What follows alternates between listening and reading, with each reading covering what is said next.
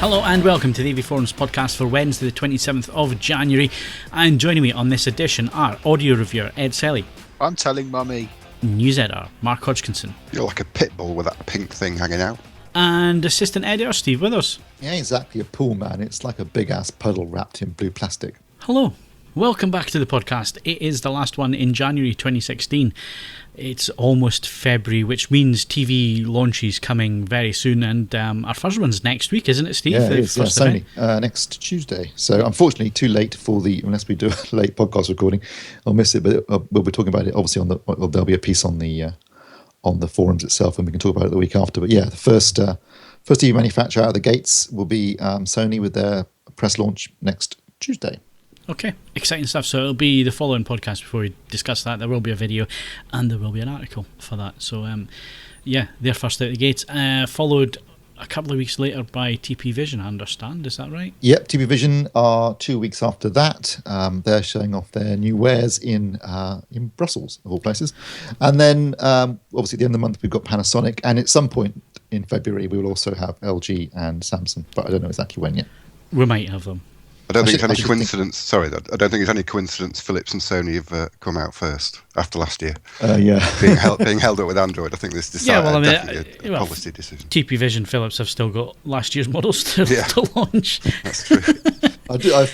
I really feel sorry for them because they had some really great teddies last year that never saw the light of day. Well, I feel sorry for them, but at the same time, I think they made the right move in not launching the TVs when the platform wasn't ready to go, because I think they've saved themselves major headache there, which, if you look at what happened with Sony, with them launching the product when it wasn't ready, with Android not ready and all the rest of it, it kind of backfired on them, and the reviews basically pointed that out. Not only our reviews, but every other review pointed out that the TV, and that must have hurt them sales-wise last year. So they're running late. They're going to obviously change the model numbers for this year and update the sets where they can, but you got to hand it to them. They were brave not launching the TVs, but I think they made the right move in not launching them and causing a whole load of issues which would backfire, and you don't want that sour taste left with customers because they don't come back to your brand no matter how much they love the brand.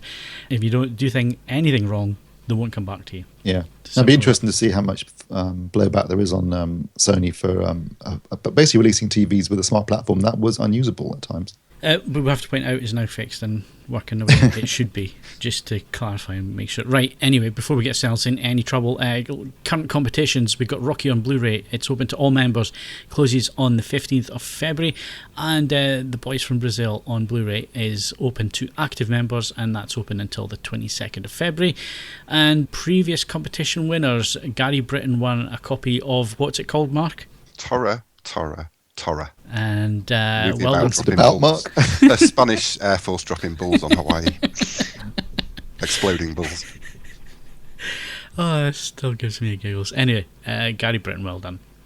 You won a copy of that on Blu-ray. Congratulations. Right, let's move on. It's got here my first thoughts of the Yamaha CX-A5000 AV Processor and MX-A5000 power amp. Yes, I do have them. However, it's taken me a little bit longer than I thought to get the room up and running. To do these things justice, I've also emptied Richer Sound's stock of JBL Controls ones in the Northeast. You cannot get any till this Friday because I bought the last two pairs. And I have to say, after the gaffer tape is now gone, I managed to get up there and tack the cable in correctly for the ceiling speakers, and I've put two rear speakers up as well and correctly tacked the cables in for that, and then run all the cables, and then did loads. I had to film the unboxing videos, so I've done all that. And unboxing of the Control One? No, not of the Control Ones, of the Yamaha kit. I think we know what a Control One looks like. Yeah, so I did the unboxing videos for the processor and the power amp as well. So I only really got it wired up last thing yesterday, which we're recording this Monday, so that was Sunday. Spent all weekend on this stuff. Finally got to listen, and when I was running the test, basically what I did was I went through sound meter first, did everything at 75 dB, check all the channels were running the way they should be, I then run the Auto EQ, which is YAPO. Is that correct? Is that YPAO? YPAO. Yeah, I always get it the wrong way around. Anyway, I run that, and it said the speakers were out of phase, and they weren't out of phase because I'd swapped them over, and it was still saying it was out of phase. And anyway, I got to the bottom of all those issues, and then finally run the Dolby Atmos demo disc just to play some trailers that I know quite well. Gotta say, after all that hard work, I felt a little bit disappointed with the sound. Don't get me wrong, it sounds good. It's just the amount of work put in to get to this point kind of outweighs the end result, if you know what I mean, because it's not, as Ed would say, it's not blowing my frock up. Fair enough, I haven't watched any movies yet. And the other thing is that the Yamaha models, fantastically well built, put together, they sound great, but the menu system and the way that you set the thing up is not intuitive at all. I think from my experience of Yamahas to date, they're beautifully made, nice design, really solid, great sounding. But the one area I think they do fall down on is their menu system and setup procedures are which is really a shame. Difficult to follow. Which is a shame, because I remember back to my I used to have the DSPA one, was the first Yamaha I ever owned, AVR. Don't know if you remember that one. That's going back to sort of it was a beast. That was a real beast.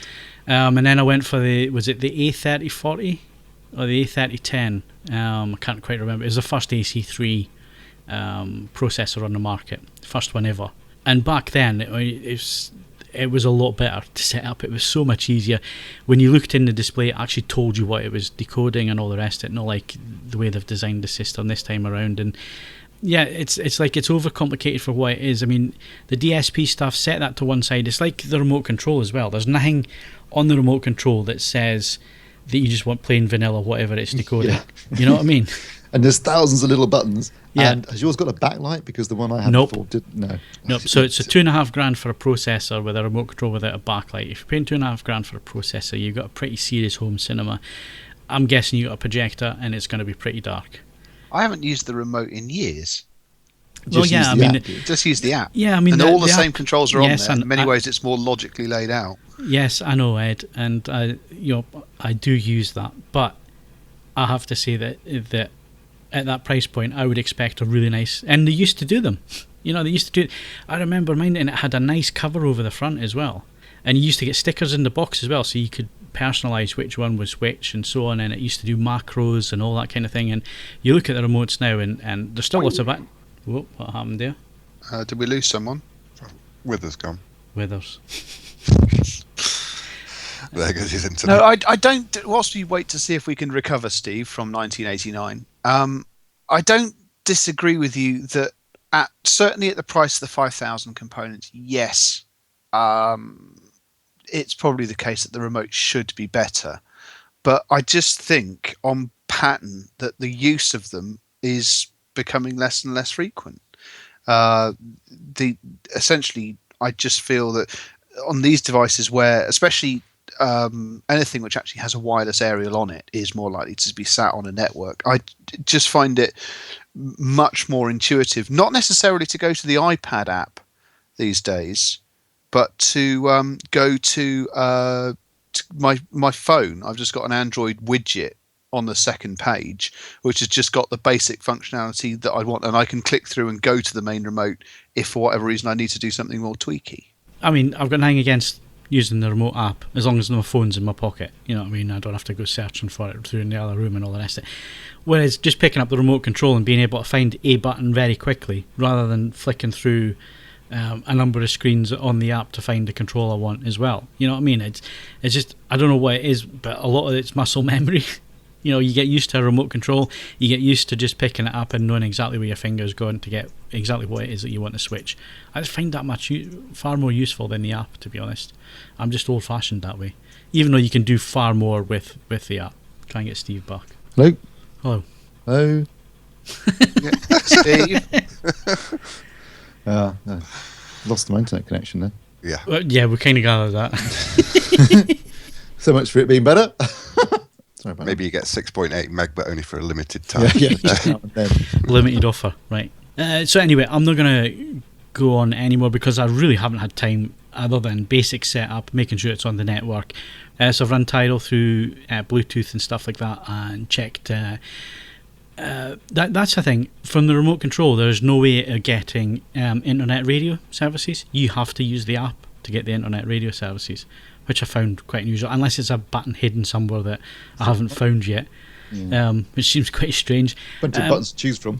Yeah, but let's move on anyway. We're going to move on and talk about things that punters are more interested in these days rather than AVRs, and it's quite depressing. And that's soundbars, a growing market, continually growing market, getting more advanced as well. So you've got the Dolby Atmos soundbar turn up this week, Steve, but let's have a look at some that we've had in, both yourself and Mark. Like I say, these things are getting a little bit more advanced as we go along, as things... as people obviously ask for features and manufacturers get to understand the market a little bit better. So where are we right now at the beginning of 2016? We're a bit like with TVs. We are a little bit between two stools right now. You've got a very big selection of soundbars, which will happily, a lot of them have HDMI in and out, HDMI 1.4, and they'll have things like Bluetooth. A lot of them are also multi-room now. So that means, for example, I've just reviewed the Denon HEOS Home Cinema. That's the name of it, by the way. It's called the Home Cinema, but it's basically a soundbar with a wireless sub. And that's part of Denon's HEOS multi-room system. There are a lot more that are coming along like that. So you're getting multi-room, you're getting HDMI in and out. You're getting things like Bluetooth, obviously. So you're getting soundbars and sound bases that can deliver decent sound for the TV, also can be used for listening to music if you want to, or for some sort of multi-room system. What we're not yet seeing so much of is passing through 4K. Obviously, things like HDMI 2.0A is really not being covered at all with soundbars yet. But maybe, when I get it, I'll find out the Yamaha YSP-5600 will, because that one is the first soundbar that was announced that can do both Dolby Atmos and DTSX, which is going to be interesting, and certainly was impressive when both Ed and I saw it at IFA. So then you have to think, what do I penalise a soundbar for not having, say, 4K pass through or supporting these new immersive audio formats? And of course, no, because the people buying a soundbar aren't necessarily going to want all that anyway. In fact, quite a lot of people just use, the HDMI out ARC to connect to their TV, and the audio, everything's going into the TV, then the audio's going back through to the soundbar, and the soundbar only supports like DTS and Dolby Digital anyway, so you just don't need all that other stuff. Well, we're making the assumption that people actually do that, but does the vast majority of the market even know that they might even just use the optical digital input? If they read the manual, you'd hope they would, because they really push it, don't they? It's blokes that buy this, Mark, and blokes don't read the manual and they don't ask for directions. But there are some soundbars on there, Mark, that don't even have HDMI, that they just they're designed to be used, and that's obviously that's basically appealing to the different parts of the market, and that makes sense. You've got your entry level people who basically buy a TV, think that doesn't sound very good because they haven't been sounding particularly good of late due to the fact they're so thin, and they buy a small soundbar, and that gets the sound a bit better. Then they think, maybe I'll get something a bit bigger with a wireless sub, for example. Get a bit more beef to my sound, and then they realise they can use an HDMI input and perhaps use ARC. But there are different levels of soundbar, and I think that's sensible. It's basically covering the entire market, from people who just want a basic soundbar to someone who wants Dolby Atmos.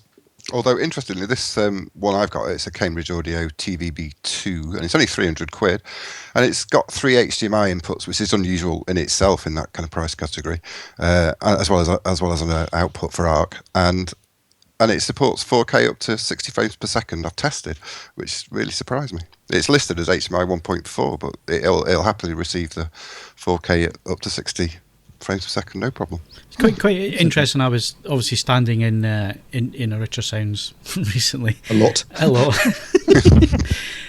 of different Richer Sounds, in fact. There's only 2 up here, so yeah, I emptied both of their stock. But anyway, while I was standing waiting to get served, the main demonstration room. What were they demonstrating to 2 different sets of people? Soundbars. They weren't demonstrating 5.1 or 7.1 or even Atmos. It was soundbars, which was quite surprising. But how much did you say that soundbar was, Mark? £300, £299. I mean, when you get to that price point, that's when a soundbar makes sense. Once a soundbar starts costing, for example, the home cinema, the HEOS home cinema, that's $599. So that's reasonably expensive for a soundbar. Not that, I mean, the YSP-5600 is, I think, $1,500 or something, so that's way expensive. When you get that kind of price point, you really start thinking, well, I could actually buy an AVR and a speaker package. I mean, unless you got a partner.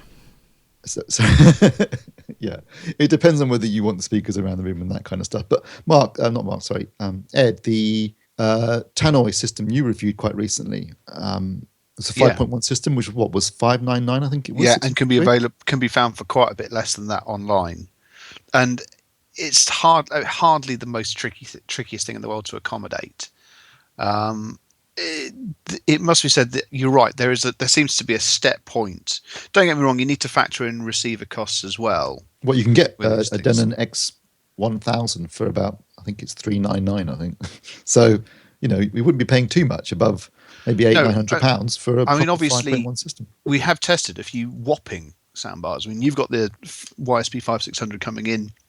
I did the Focal Dimension a little bit of time ago. Mark, you did a whapping great Paradigm one. Yeah, that's a beast. A monster. It was too big.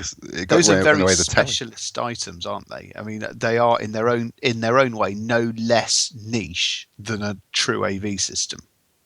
You've got to have quite specific requirements for them. But obviously manufacturers feel that there's a requirement for them to exist, so otherwise they wouldn't. I think a lot of manufacturers now are also pushing the concept of immersive and a more immersive sound and a virtual surround experience from soundbars. And to some extent, that's true. Certainly, Yamaha's soundbars, the ones that use YSP, so sound projection, where they bounce sounds off the sidewalls. And in the case of the YSP 5600, it's going to be bouncing sounds off the ceiling as well, which is exactly how upward firing Atmos speakers work as well. That system does create a sense of surround, but obviously, it is an illusion effectively, or it's a bit of a cheat. You're not actually having speakers. There aren't speakers directly behind you or above you that are firing directly at you. So if you compare that experience to, an actual 5.1 system, it will be different. But you can get a surprisingly immersive experience from a front-firing soundbar, or just two speakers built in a TV using psychoacoustics, which I was actually thought was really, really good. Which is what Denon are using on the Heos Home Cinema, a bit of psychoacoustics going on there. And I have to say it was quite effective. It is on the pricier side, but it's very much a soundbar that was aimed at sound quality. And if you're going to call your soundbar the Home Cinema, it bloody better deliver in that department. Otherwise, you're really setting yourself up for a fall. And it did. It sounded really good and really big, open, immersive soundstage from a soundbar, which was great. I really liked that. Having said that, the Philips Fidelio XS1 is a sound base and gorgeous design and really well made and lovely. And it just, whether it's a coincidence or whether it was intended that way, because they are actually separate, because Philips TV is TP Vision and Philips Philips Audio is part of Gibson now, but it just fitted underneath the Philips TV that I was reviewing at the same time, and looked really nice and sounded great. I'm really pleased with that. I thought it was a nice little sound base that was well made and attractive to look at. I mean, aren't Plinth, the sound bases are on slightly thin ice because of the change to how big tellies have to have their stands now. But that's interesting because with the Philips 8601, that was a good example. It had the wide stand with feet at either end, but as I say, there was just enough space underneath it to fit it in. Otherwise, it would have been, you couldn't really use it with that kind of TV. And that is something that I think it looks like we're seeing less sound bases, sound plinths, whatever, and more sound bars because of that. And obviously, some manufacturers like Samsung, for example, are even curving their sound bars to match their curved panels. So I guess we keep coming back to this age-old question, do you go the sound bar or do you go the full 5.1, 7.1, full Atmos, 7.4.4? Do you go as far as that? I mean, I guess a lot of the blokes out there who listen, and I guess I'm being sexist here by saying that slightly, but I think I'm on pretty firm ground. If somebody was to do research, it probably would be the fact that if it was a bloke's house and there wasn't any partner, they would have ceiling speakers and 7.1 and all the rest of it. But I think if you've got a wife or partner or kids and you have to share the living space, which all sounds like a disaster to me. But if you have if you have to share the living space, then I guess the soundbar becomes a half decent compromise. I've got kittens now, as you know, and I could not have wires trailing around the back of the room now. The place would be destroyed. They're addicted to wires. Yeah, well, I mean, you could have wires trailing, or you could do a really nice job and actually lift the carpet and have it running under the carpet and that kind of thing. I don't have carpet. Yeah. Sorry? I don't have carpet. Well, you just like being different. Well, no, What if you you're do is, in possession of small children and animals, laminate flooring is your friend. Someone spills Ribena on laminate flooring, the world just keeps on rotating. It's fine. What you do is put it down the side of the skirting boards then. It's actually wiring for me, other than the visible stuff up to the speakers, which I can't be asked to channel in because I have to keep disconnecting it and attaching review speakers to. It's mostly invisible. But further to the children and animals comment, there is also having nearly been dead, stereo is a bigger thing. So I know plenty of people that have a significant stereo audio system, multiple components there, but they actually just run a soundbar under the telly for convenience. It works better than trying to loop audio feed into a 2-channel audio system, especially as a lot of televisions these days don't have an analog out, so you'd be looking at having to add decoding anyway. Ed, you're the only person I know that has a big stereo system like that. Well, yes, but believe it or not, there is more than just me. Okay, so there's what, maybe 5 or 6 of you? No, it's a subset, trust me. Steve, do you know anybody that just has a stereo system and then a soundbar? I don't know, but the people that I know tend to have multi-channel setups. But if you want to find them, they'll be at Bristol at the end of the next month. In force. Okay, so I just hope that people who do go out and buy soundbars get the bug and then realise that there's more to it than just a soundbar, and then they'll add in rear channels and then they'll update the front. I don't think many will, honestly. Do you not? No. It's as we've alluded to, it's a real convenience product and it does the job. People buy one and that'll be it. It's quite sad, really, when you look back at the home cinema market where it used to be, you had 7.1 because your neighbour had 5.1. Yeah. Well, except we've had this conversation at least a dozen times over the years. Confronted with the public's unwillingness to stick multiple speakers in their lounge, the only answer has ever been to try and persuade them to put more speakers in their lounge. And we shouldn't be too surprised, especially when you then factor in television profiles and form factors reducing the space for speakers. We shouldn't be in any way surprised when a sufficiently convincing alternative turns up to bridge the gap. Yeah, right, Ed. And like I said, right the way back at the start of the podcast, thank God I have a back cave for a cinema room, because having speakers on the ceiling and all around the room, there is no easy way to hide it other than designing the room in such a way, like the AVForums home cinema, where it's all hidden behind material walls, and then you have to have material walls in, and you're not going to have that in a living room, are you? That's more a dedicated room. So yeah, it's hiding the speakers, it's hiding the wiring, it's making it look decent in a livable space, because the vast majority of people who have home cinema in any shape or form, it's normally in a living room. I think because myself and Steve and you to a certain extent, Ed, have dedicated rooms that we can go and squirrel away and watch films and all the rest of it, and turn the lights off and have plenty of speakers all over the place and all the rest of it. That's quite rare out there. There's not a lot of people have that flexibility. My wife is at pains to point out it's not a dedicated room. It is still supposed to be our lounge. It just looks horrifying. But needs must when the devil drives. So yes. I mean, that's one of the reasons why I'm so interested when we get hold of the review sample to have a look at this Arcam SR250. I will be very interested to see how I get on with just one amp doing the whole shebang. It's a specialized proposition, but I will be very interested to see how that functions in the context of how I've been using electronics up till now. Yep. Interesting stuff. So Ed, are you a collector or are you a user?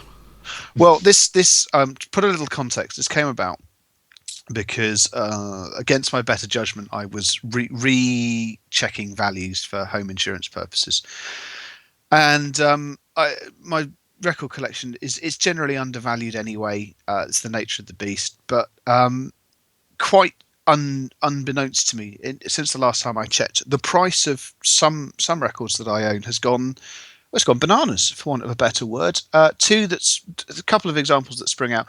Block Party, their first album, Silent Alarm. I bought that album on a whim on a random day in London. I think I paid £14 for it. It's in good nick, so it's now apparently worth 70 to 75 quid. And at much the same time, I bought an album by Placebo called Meds, not one of their finer efforts. But I paid, again, about 14, 15 quid. That's worth 75. And this leaves me... it leaves me on the horns of a dilemma. I'm not, and I've stressed this in the past, a collector, so to speak. I buy records to listen to them. I've listened to both of these records on a couple of occasions. The Block Party perhaps more than the Placebo one.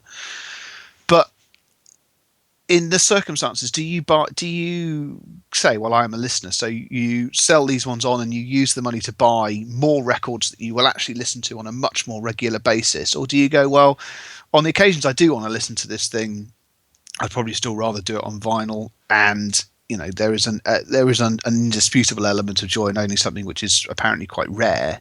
So do you hold on to it? And it did occur to me that this is not simply the case with, vinyl is perhaps the most extreme example, but there are undoubtedly unusual releases across, well, certainly across Laserdisc, but across DVD and Blu-ray and so on and so forth. You see, I don't see that market anymore, Ed. It used to be like that.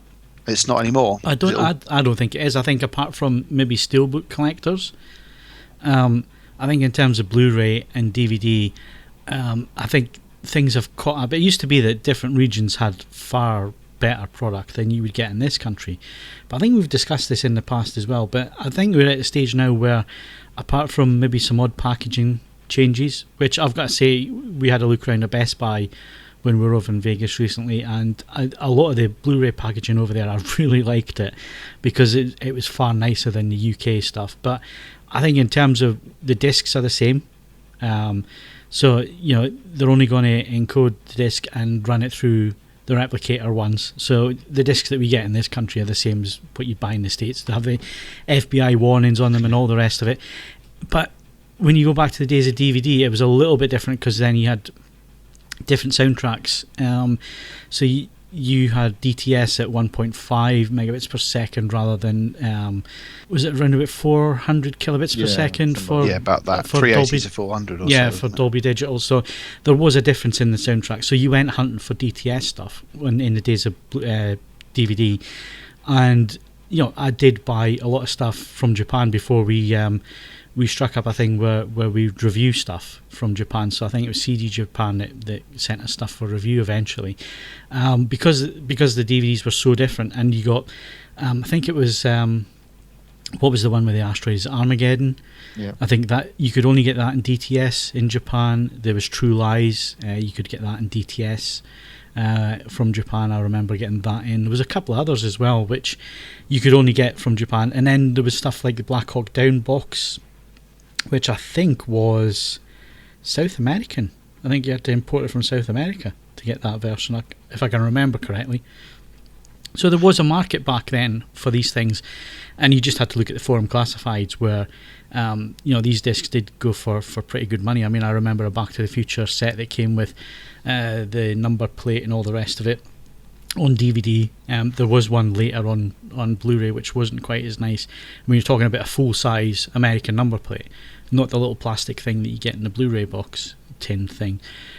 So there was a market for it now, and I think the only thing that even approaches that now, where people are buying from other regions, is the steelbooks. Yeah. I don't think it exists, that market anymore. We might see it with 4K Blu-ray, but then I was about to ask. It's going to be interesting whether the nature of economies of scale means that it's going to be a one-size-fits-all policy, or whether some releases are going to be quite localized. No, I think what you're going to see is that the discs that get released in the US are going to be exactly the same as they are in the UK. They're only going to replicate them once, and they'll change the packaging for the UK with the BBFC logo on it, like they do now with Blu-ray. Why they ditched regional coding was just because they want to keep the production costs as cheap as possible and just produce one disc. Yeah. So in terms of collector, I don't think. I collected. I think I had about 2,000 DVDs in the end before I started selling them all off, and I did sell them all off. Apart from the really rare collector's things that I wanted to keep hold of, but they wouldn't be worth any money now, I don't think, anyway.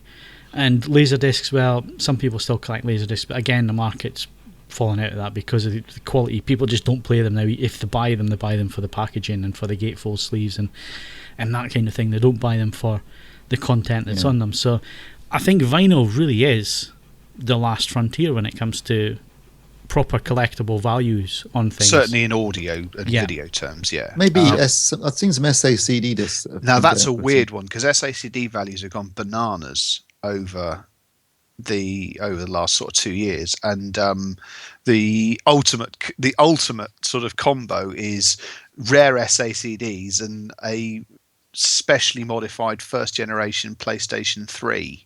They were the only ones that were SACD capable, and they're capable of creating DSD rips, which you can then use in more modern equipment than just straight SACD players. But yes, the value of some of those has gone absolutely bananas. But it's more in terms of let's just, in a more hypothetical sense, if you're sitting on, say, 5 discs, which have a cumulative value of sort of 350 to 400 quid, and you quite like them, but it's not that exciting, would you hold on to them because you know that they're quite rare, or would you be chopping them in and buying a larger number of discs that you actually wanted to spend more time listening to? I'd chop them in without a thought, I think. Did you get your thinks and thoughts in the right Thinks and thoughts. Yes, I'm no collector anymore of anything really. I just convenience wins for me most of the time. The price for Ultra HD Blu-ray puts me off. 30 quid's going to be too much for a one-time watch. I'm not a multiple watcher of things. Yeah. I'm not really interested in extras or any of that. So yeah, it's going to be a while before I buy in, I think. Although for the first time in a long time, I've actually been out buying Blu-rays because of what they are. So Dolby Atmos stuff I've been going searching for decent delivers them. for decent Dolby Atmos stuff. Same with 4K Ultra HD Blu-ray. I mean, I bought my first disc out, The Martian, so it should be shipping in March. For the first time in a while, I'm actually interested in physical media again. I'm really interested to see Ultra HD Blu-ray and just how that is going to develop, because I think it's interesting. And having seen the quality of it now, especially the HDR side of things as well, which we discussed 2 podcasts back, and that really did get me genuinely excited again about this hobby. And I think because we do this as a job, and we're doing this day in, day out, sometimes you get yourself into a lull where it has to be something pretty special to get you interested. Am I right, Steve? Because we see so much of this stuff. Even though you've kept up your Blu-ray buying and all the rest of it, you're not as prolific as you used to be, are you? Oh, no, it's been cut back quite a bit, partly because I've been going to the cinema more and therefore seeing films that I would have probably only bought on spec out of curiosity, partly because I do watch some stuff streaming now occasionally, when I can, because you see a film on Netflix or on Amazon and think, oh, I haven't seen that, I'll check that out. So that's also reduced. So basically I was only buying on Blu-ray stuff that I absolutely knew I wanted to own and keep. Either it's a director, I've got all of his stuff, or it's a film I'm really interested in. I've actually now basically stopped buying Blu-rays as well to see how things pan out with Ultra HD 4K Blu-ray. So, depending on what happens with that in terms of releases and announcements over the next couple of months will dictate, for example, I would normally buy Spectra next month. But now I'm thinking, well, Sony going to release it on disc, maybe on Ultra HD Blu-ray, maybe they will. So let's wait and see if there's any announcements on that before I buy the Blu-ray. Because what I don't want to do is end up buying it once on Blu-ray and then going and buying it again on Ultra HD Blu-ray. The exception to that is The Martian. I have bought The Martian on Blu-ray because I wanted it in 3D, and the Ultra HD Blu-ray release comes with a normal Blu-ray, but that's 2D. So this way, a bit annoyingly, it's the only way to get it in both. I have ordered, like you, the Ultra HD Blu-ray version as well, but I wanted the 3D version as well. So that's the exception to the rule. But on the whole, I'm going to wait now and see what happens. But as far as pricing goes, Mark, I know you said 30 quid's too much. We don't really know what's going to be in the UK yet, and it's quite a broad range of prices in the States, going from like $22 for some of the sort of more catalogue Lionsgate stuff, way up to $32. So what's that? $22? That's what, 18 quid, 17 pounds? Yeah, that's realistic. I'd buy in at that. Let me just confirm that, because I can just Ender's Game. Okay, I've seen Ender's Game at cinema and actually thought it was quite good. I enjoyed it. Harrison Ford, can't go wrong. That's available on Amazon US, Ultra HD 4K Blu-ray for $20.69p. So what's that, roughly about, if that was in the UK, that'd be about 17, 18 quid. That's not bad. Now, conversely, the same company, Lionsgate, their Blu-ray release, Ultra HD Blu-ray release of The Last Witch Hunter, a film I'm not particularly interested in, that's $38.69. Now, that's a massive disparity in pricing from the same company, same studio, of $18 difference between something that's a bit older and something that's quite recent. It's only just coming out now on Blu-ray. So if you look at Sony, they're offering the Smurfs 2 for $35.99. They can stick that up their arse while they're at it. Whereas Salt or Chappie are only $32. It's quite why Smurfs 2 is more than some of the other discs beyond. I think they're having a joke with it, aren't they? The Amazing Spider-Man 2, $32.39. So, but looking at The Martian, which both Phil and I have ordered, that's $22.99. Sorry, $29.99. And I think that's about the kind of price point that's... It's about 20 quid, £21. Yeah. So, I'd buy in at that, I think, quite easily. You pay that kind of money, roughly, for a 3D Blu-ray as it is, now, new. So. Now, the only thing that we have to raise at this point, and it's something that, it has been there in the background, I think we need to do a bit more research, because certainly the studios are keeping quiet about it at the moment, and that is, a lot of these films that have been announced for 4K Blu-ray were actually finished at 2K for the cinema. Actually, I can tell you now, because funny enough, I was looking at it this morning. As far as I can tell, pretty much the only films listed for release so far that are actually genuinely 4K resolution and not finished at 2K for release are the Sony releases. Yeah, but even then, the Sony releases, the special effects will have been done at 2K, which means they're going to stand out. So stuff like... Possibly. They might have done some of them, because like Spider-Man, The Amazing Spider-Man 2 was shot on 35mm for some reason. Yeah, but what were the special effects finished? I don't know. I think they may have been finished at 4K as well. I think really? Because there's not many special effects shops that are actually finishing it at 4K. A lot of them are finishing at 2K, which brings into question, even those are the only ones that are genuinely 4K. I mean, other films were shot at 4K or 6K or 35mm. Some of them were shot on ARRI cameras, which are below 4K. So they weren't even filmed in 4K. So, the ARRI Alexa, it's only a 2K camera. If that was used to film something, then how do you get the 4K version of it onto Blu-ray, onto 4K Blu-ray? So is material going to be upscaled? The studios need to start answering these questions, because a lot of people are now starting to ask those questions and looking at IMDb and other sources and seeing what the films were finished at for the theatrical runs. And if they were filmed at 4K or 6K, is it a case of they're now being remastered for the Ultra HD Blu-ray at 4K resolution, or are they going to be upscaled? Or if they are, is the special effects being redone at 4K, or are the special effects going to be at 2K? And is there going to be picture image issues? Yes, all interesting questions, and until we actually get some hold of some discs, we're never going to really know. But you're actually right, Phil. There's most of the films that have been announced today were finished in 2K, and I can't see them going back and redoing them all again in 4K and redoing the effects. It would cost there's a going fortune. to be a cost attached to that, right? It costs a fortune to do that. Yeah. What they might do is if it's filmed 4K, special effects at 2K, it could be that any shots with special effects is 2K upscaled and the rest is 4K.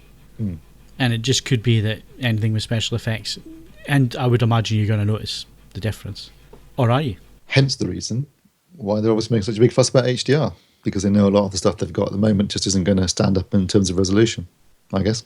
So, I mean, unlike DVD and Blu-ray, which worst standards were resolution-wise, which was under where films were being finished, most films are being finished at 2K for their theatrical releases. So are the studios going to be going back and doing, like they do at the minute for 709 versions of a film for the home release, are they going to go back and do a home release that's 4K, finished at 4K? Are we going to see Hollywood changing, and where in the past they have finished a film at 2K, they're now, with this new format, going to have to finish at 4K? And is that going to push the effects industry on to start finishing things at 4K? Can it even be done at the minute? I mean, is it being finished at 2K because that is a barrier that they've reached, and it's going to cost too much to up that? Lots of really quite interesting questions there surrounding that subject. Yeah. Maybe they hope you're watching in HDR and you don't notice. Well, I'll tell you what would be interesting is when they get hold of some older 65mm movies, no effects in them, just proper films without effect shots that were just shot on a higher, larger film format, and then how they look when they're transferred to 4K stuff like Ben-Hur or Lawrence of Arabia, for example, which, as Mark pointed out last week, is already available for streaming from Netflix. I'm assuming there's obviously a disc on the way there.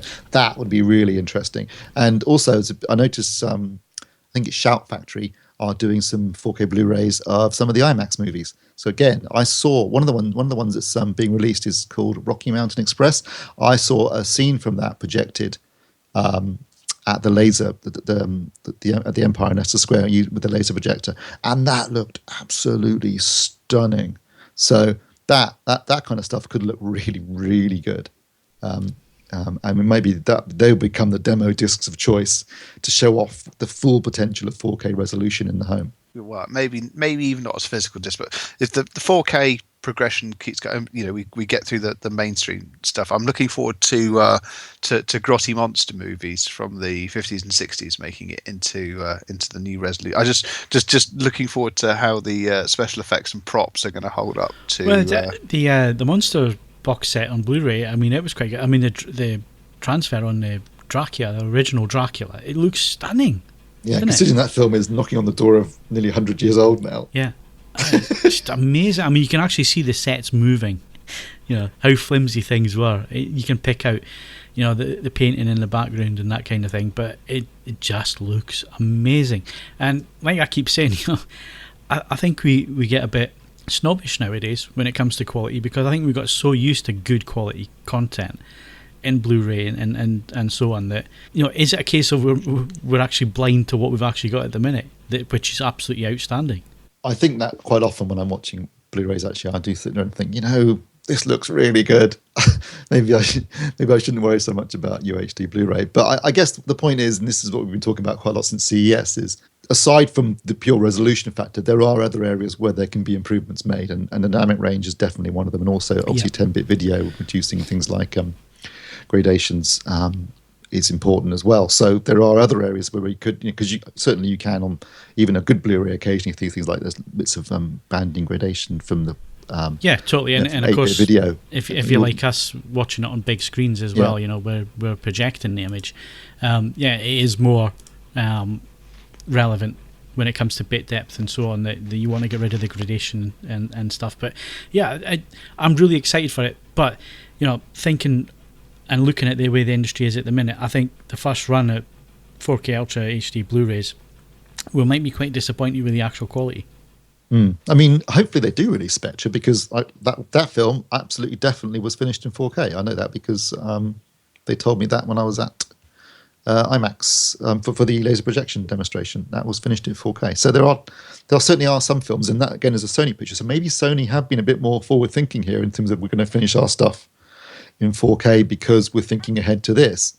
Not necessarily the disc format, but thinking ahead to a 4K future, and that maybe would make sense. So perhaps that's we will see different pricing reflecting that as well, possibly. The only other thing is, and getting it back to the original subject, which was collector or user, I think with 4K Ultra HD, the same as the way I've played it with Blu-ray as well very recently, and when I think back, and I had over 2,000 DVDs, splashed all that money on DVDs, which wasn't a great quality format. It was far better than what we had in the past, but you would expect that if you'd done that with DVD, why didn't you do it with Blu-ray? Why have you not gone out and bought that many? And as the quality's gotten better and so on, but as the price has also kind of stayed around about the £15 to £20 mark, it's got to the stage now where I just buy stuff that I want to see and that I'm going to watch more than once. Yeah, I mean, I've got stuff I bought back in 1997 I still haven't actually watched. So on DVD. Yeah, I can think of a couple of movies that I know I haven't watched, and I've owned them for nearly 20 years. So there you go. Yeah. So Yeah, I don't think, even though it's going to be a great format, and I hope it really does well, I can see myself picking and choosing 4K Ultra HD Blu-rays. I mean, when I get my first player through, I am going to buy some TAT. I can those are the rules, those are the rules, because there's only going to be what's available. But I think as the format moves on, I'm going to be a bit more selective in what I choose. Yeah, if you want some recommendations for TAT you can buy in the early days, I'd probably pick up Chappie. It's not a great film, but it should look good on disc. Spider-Man 2. Well, the thing is, Steve, I looked at all it and then thought, I'll get The Martian. Yeah. X-Men Days of Futures Past, worth picking up maybe. Life of Pi, although it's not in 3D, and of course that film was very much conceived for 3D. Exodus, again, that was a 3D movie. Fantastic Four I might buy just as a laugh to see, because I saw it at the cinema and it's appalling, but it is quite fun watching reshoots against original shots, because their hairs and stuff and will change from shot to shot. It's a bit of a car crash film. Now we're really getting into OCD territory here. Hang on. That was like your Facebook page the other day. I mean, what was it you did? You watched the whole X-Files, but you also did it in chronological order with the standalone films. I watched X-Files from pilot episode to the last episode of season 9, but I inserted into that running the films in their correct chronological order. So the first film is set between seasons 5 and 6. I watched it between seasons 5 and 6, and then the last film, obviously, it was after the last episode of the last season, so that was at the very end. Steve, that's not something I would boast about. Certainly not in public. As long as the must just fly by, mate. Only 2 weeks until the new series starts on Channel 5. Oh hell! I see that the reviews that have come out so far are not very promising. I haven't been looking at the reviews, and I'm still going to watch it anyway, so I don't really care. Okay, fine.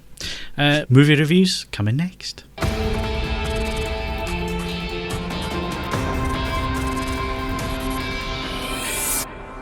What's at the cinema, Steve? At the cinema this weekend, we had The Big Short, which the film I wanted to go and see, but wasn't showing at my local cinema, much to my annoyance. That has just won the Producers Guild Award, the PGA Award for Best Film, suddenly making it the front runner for Best Film at the Oscars. Before that, everyone thought The Revenant was going to be the front runner. It had the most nominations, but suddenly out of nowhere, The Big Short has become the big new favourite to win it. I really want to see it though. It looks. Well, I know what it's about. It's about about a bunch of financial investors who basically shorted the banks prior to the crash of 2008. It based upon a book, so it's based on a true story, and it looks really interesting, well made, great cast, and also quite funny in places. So I really want to see that definitely at some point. Either I'll watch it at the cinema if it ever does turn up, or I'll get the Blu-ray, or maybe even the Ultra HD Blu-ray. Who knows? Ride Along 2 opened up at the weekend. That got 3 out of 10 from Kamari, and I gave Ride Along 5 out of 10. I think I was probably being generous. She thought this was, but it is what it is. Props to her. I read the review, and she was doing her utmost to find something positive to say. You can't do too many films with that dreadfulness and maintain that positivity. But she was desperately trying to find something nice to say about it, but there isn't much. But as we've learned on Mythbusters, which is sadly coming to the end of its run, you can actually polish a turd. Yeah. Yes. Just not in this case. A fossilised turd and then polish that. Ride Along 2, only exists because Ride Along, much to everyone's surprise, made quite a bit of money, and it looks dreadful, so don't bother with that. And Our Brand is Crisis. It's a film about political spin with Sandra Bullock and Billy Bob Thornton. That looks okay. I think Sandra Bullock's a really good comedian. I think she's actually done some really good comedies, and when she's given good material, she can be great. This apparently is a bit patchy, so some bits quite good, some bits not so much. And opening this Friday, we have The 33, which is about the miners that were trapped in that mine in Chile, which Sharuna has already reviewed because she saw an advanced screening last week, and I think she gave it 6 out of 10. So it's okay, it's workable, it tells a story, it tries to give you this perspective of what it was like for them trapped in the mine, also for their families and for the people that are trying to get them out. But I think it probably wasn't quite as involving, as emotional as she would have hoped. There's also Spotlight, which is again, and there's a lot of films based on real events at the moment. This is based on a newspaper investigation into child molestation in the Catholic Church. That apparently is a really good film. I saw the trailer; it looked very good, really strong cast. I'm quite keen to see this at the weekend if it plays at my local cinema. And also 13 Hours, The Secret Soldiers of Benghazi, which is the new Michael Bay film. And apparently, much to everyone's surprise, it's actually quite good. And Bay reins it in a bit this time and tries to stick with realism. And so there's no giant robots, no asteroids, no Bruce Willis. I bet there's still some low-angle shots. Apparently, he doesn't do any of that. It's not No? none of that 360 stuff, none of that rubbish. Which, don't get me wrong, I love it in the right context. But this, apparently, he tries to play it relatively straight, tell the story, and it apparently is quite good. So again, if I can't see Spotlight, I might go and see that instead. Okay, that's why they give you those free passes, isn't it? Your cinema, because they never show anything. I know. Yes, no point having free passes if you can't go for something you want to go and see at the damn place. Yeah, who is it again? Cineworld. Cineworld. Oh. How many screens has it got? 6. You think with 7. It's got 7 screens. You think with 7 screens they could find one screen to show a current Oscar contender, but no. And it's a film with Brad Pitt, Ryan Gosling, Christian Bale and Steve Carell in it, so it's got a massive cast, but no. Anyway, moving on to Blu-rays. We mentioned it last week. Bad Boys 2 is out. Bad Boys 1 and 2 on the same disc. I went to Amazon and it was $21.99. I thought, as much as I love Bad Boys, I'm not paying £22 for the privilege. But I just went and checked today, and it's now available for £11. Yeah, so a massive price drop. It will be getting purchased. Or if you want to, you can buy Bad Boys 2 on its own in a steelbook for $19.99. No, I'll stick to £11 and get Bad Boys 1 and 2. Actually, no, I think $14.99 for the steelbook. But you might as well get both. I know there's collectors out there that really like the steelbooks and all the rest. I don't get it. I just do not get it. Can't go wrong with Bad Boys 2. Yeah, well, we discussed it last week, so we're not going to do it again this week. Right, so Blu-ray releases next week. Any Atmos discs that I need to pick up? Sicario is in Atmos, yes. And Sicario is also a very good film. Well worth recommend. It finished at 4K? It's one of the films you can order in 4K. Yeah, but Ultra HD Blu-ray. I don't know, actually. Actually, you know what? It's there's not really much in the way of effect work in it. It's more of a drama about drug smuggling and the cartels in Mexico. So it might be good score. Okay. One of the tracks from it popped up on my Spotify weekly playlist this morning, and I listened to that, and I listened to some of the rest of it, and it's quite taken. Yeah, so it was finished at 4K. I've just looked it up on IMDb. So it was finished. 4K. Okay, well, yes, that I'd recommend. I thought it was a really good film. Good cast, really interesting story, very powerful, really tense, and and a great soundtrack too. So definitely worth getting. The Walk comes out next week. That was finished in 2K. I can vouch for that because I've seen it projected in laser, and I could see that it was a low resolution in 4K. Obviously, if you're going to buy that, buy the 3D disc because that's what it was designed for. It's you probably don't want to watch this film, but if you don't mind heights so much. Watching it in 3D is quite an experience. There's also the Maze Runner, the Scorch Trials, which is another one of those young adult series, which I wouldn't bother with. But certainly the Walk and Sicario, did you say I recommend. The Scorch Trials or the Scorch Trousers? The Scorch Trousers, yeah. That's the Nick Park version. Right, okay, and a little bit of news with Star Wars Episode VIII. The release date has been moved from May, which is the traditional Star Wars release date is May, been moved to December. On the back of how well The Force Awakens did at the box office. So we've got more or less the final figures in. So how did it do? It's made $140 million in the US and about 1.9 billion so far worldwide. So it's number one in the US of all time. It beat 760 million, which was Avatar's record. However, it definitely won't be Avatar worldwide because that's made 2.7 billion. It might just sneak past Titanic at 2.2, but at the moment it's just under 2. It will definitely go above 2 billion, so it'll become the third film ever to make 2 billion worldwide. Now these are box office only takings that don't include DVD sales and that kind of thing. No, this is purely worldwide box office. Yeah. Okay. And I think the reason they've moved Star Wars Episode 8 to December is partly because clearly this has worked out extremely well for Episode 7. Also, I've read that Avatar 2 has been delayed. It was supposed to come out in December 2017, but it isn't going to be now. Which means obviously Disney thought, that's a great opportunity for us to take full advantage of that open space again for us. And it ties in well because obviously we've got Rogue One coming out this December. And Christmas for selling toys. Yeah, quite. And then Episode 8 the following December, and then the Han Solo movie the one after that, and then Episode 9 the one after that. So basically, we can have a Star Wars movie every Christmas for the next 4 years, which is at least the next 4 years, which is great. Also, I have to be honest, I think they only start shooting this month.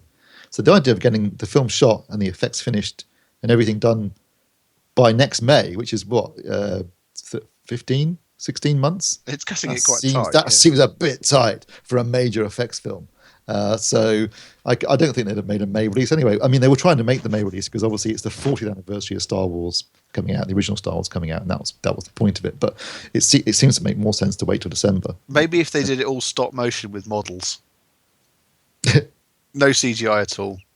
Let's go back. They're going to go really old school on this. But there was an interesting article. I think I read it on StarWars.com. But there was all this fuss made about practical sets and models and all the rest of it. But there was still a massive amount of CG work. You see the effects reel they did for the Academy. Yeah, there's tons and tons of it in there. So although they did do quite a lot of practical effects as well. I think a bit more than they needed to sometimes. But there was a load of visual effects. Let's hope. Do you think that was finished at 2K? Force Awakens probably was, yeah. Although it was shot in 35mm, so it's just the effects. Were the effects done at 2K? That's the main thing. I mean, this is going to be the thing going forward. Is it going to change the industry? Well, I think it will with a new format and things moving to 4K. And the fact that if you go to the shop now, and I was in Curry's at the weekend, but I was in buying a Hoover, not a TV.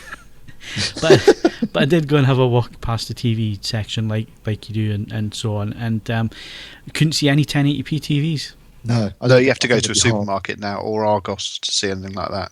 Which, we've seen this last year. I think a lot of the manufacturers, it was like a 60-40 or 70-30 split.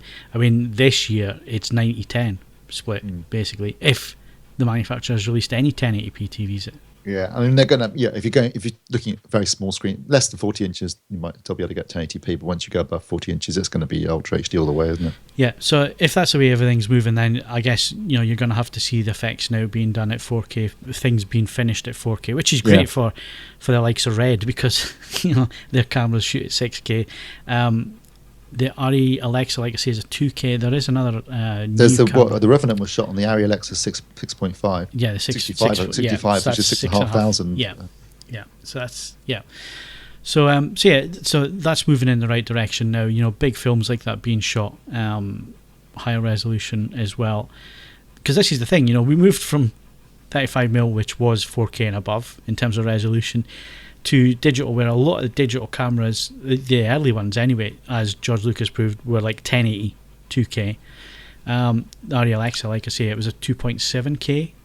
The other RE camera, which I can't remember the name of off the top of my head, but it was 3.7K. And it's only now that you're now getting the Reds and others that are well over that at 6K, 6.5K and so on. So interesting to see how that's moving, the industry-wide moving.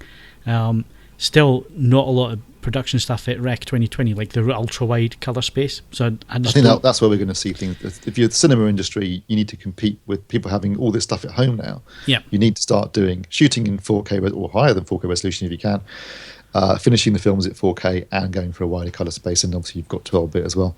So, you've got some kind of differentiation between the cinema and the home, because at the moment we're actually reaching a point, I think you said it last week, Phil, where we're actually getting more at home now, almost, than you are at the cinema in some respects, in many respects. So so it's an interesting time. I think that ultra wide colour space we'll never see, but things getting wider. I mean, even just looking at DCI stuff, the difference between DCI and 709 is fairly spectacular. So I think we're on a winner this year.